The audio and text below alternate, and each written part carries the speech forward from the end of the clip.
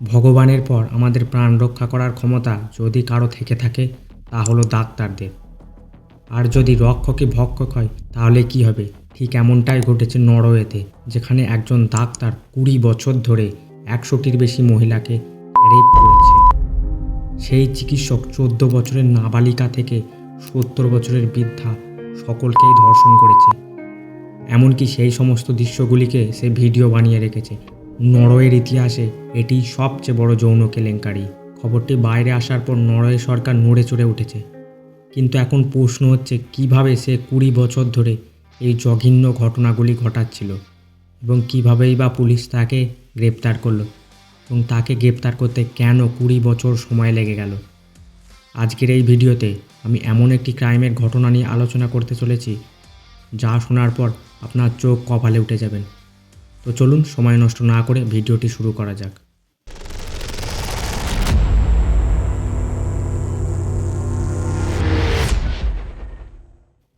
নরওয়ের ফেস্টো নামক এক ছোট্ট গ্রামে আনরে বাই নামক এক 55 বছর বয়সী ডাক্তার ছিল।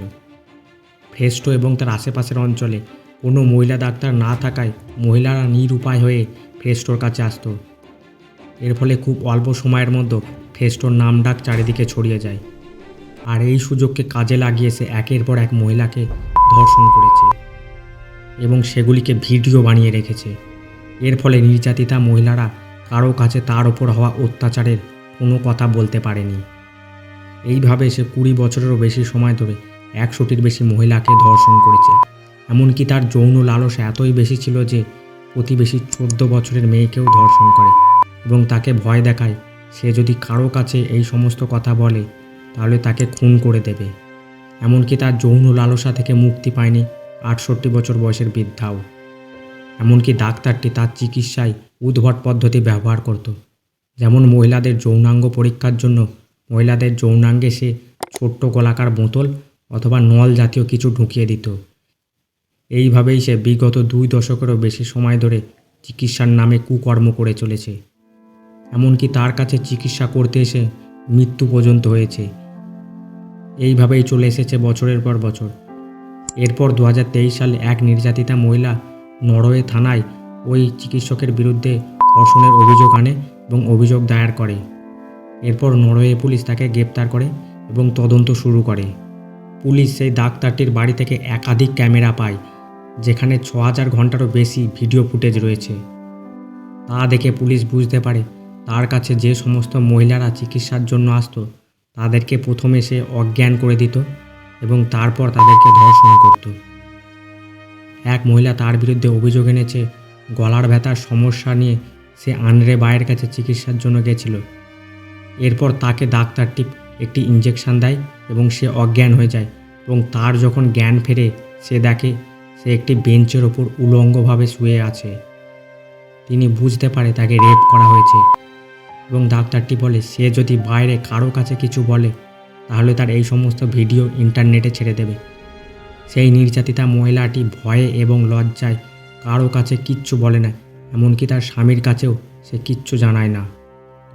ডাক্তারটি পুলিশের কাছে স্বীকার করে যে সমস্ত মহিলারা তার কাছে চিকিৎসার জন্য আসতো সে প্রথমেই তাদেরকে তলপেটে ম্যাসেজ করত।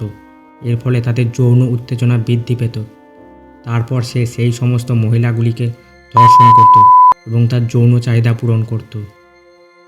এইভাবেই সে দীর্ঘদিন ধরে মহিলাদের ওপর যৌন নিগ্রহ করত। যেহেতু মহিলাদের ভিডিও বানিয়ে রাখত তাই তারা তাদের সম্মানের জন্য পুলিশের কাছে কোনো অভিযোগ দায়ের করত না। অবশেষে 2023 সালে এক নির্যাতিতা মহিলা তার বিরুদ্ধে হওয়া সমস্ত অত্যাচারের বিরুদ্ধে নরওয়ে থানায় অভিযোগ দায়ের করে। এরপর নরওয়ে পুলিশ ওই ডাক্তারকে অ্যারেস্ট করে। টানা 1 বছর আনরে বাইয়ের কেসটি নরওয়ে কোর্টে চলেছিল। এরপর আনরে বাই তার সমস্ত দোষ স্বীকার করে। নরওয়ের বিচার ব্যবস্থা আনরে বাইকে 21 বছরের জেল হেফাজত দেয়। এই ঘটনাটি বাইরে আসার পর নরওয়ে তথা গোটা পৃথিবীবাসী খুবই ভয়ে রয়েছে। যে ডাক্তাররাই পারে মৃত্যুর মুখ থেকে মানুষকে ফিরিয়ে আনতে, সেই ডাক্তাররাই কিনা আজ মানুষকে মৃত্যুর মুখে ঠেলে দিচ্ছে। আপনার কি মতামত সেটি অবশ্যই কমেন্ট বক্সে জানান। আজকের মতো ভিডিওটি এতটুকুই। ভিডিওটি ভালো লাগলে ভিডিওটি একটি লাইক করুন এবং চ্যানেলটি সাবস্ক্রাইব করুন এই রকমই ক্রাইম রিলেটেড ভিডিও পেতে। ততক্ষণের জন্য ভালো থাকবেন, সুস্থ থাকবেন।